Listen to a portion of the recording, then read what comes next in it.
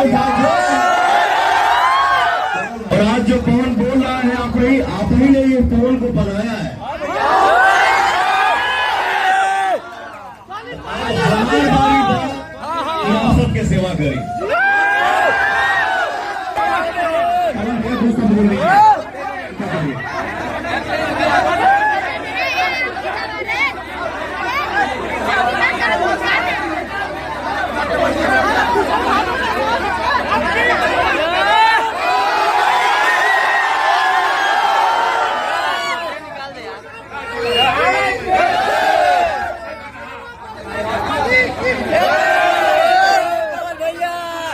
गांव में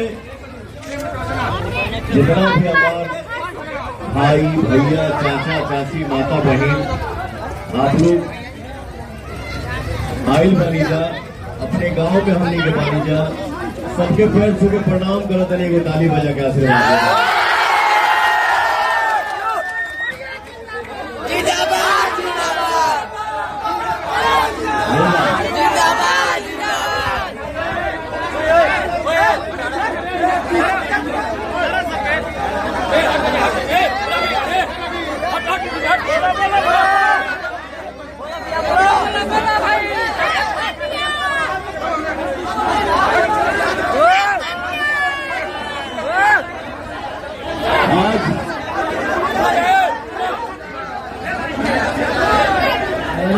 शांति बनाए जा भैया।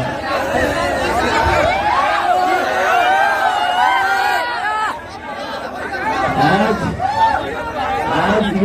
अपने भाई चाचा माता बहन से ये कहे आई बा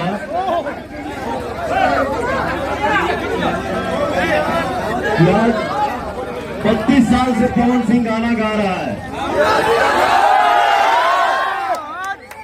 30 साल से फिल्मी दुनिया में हूँ, एक्टर हूँ, हीरो हो गया हूँ।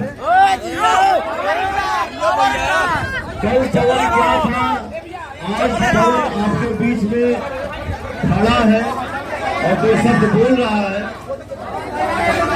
यही कहने आया हूँ कि आज तक आप लोगों ने मुझे दिया है और आज जो पवन बोल रहा है आप ही ने ये पवन को बनाया है। हमारी बारी आप सबके सेवा करी। आप सबके सेवा करे के मौका मिल रहा ना हो। जितना एनर्जी में जितना जोश में फोटो खिंचाता यही एनर्जी में और यही जोश में भैया भाई के वोट मिल रहा है ना, आशीर्वाद मिला था ना। हमारे माई बहन को तुम लोग आशीर्वाद देना चाहते हो।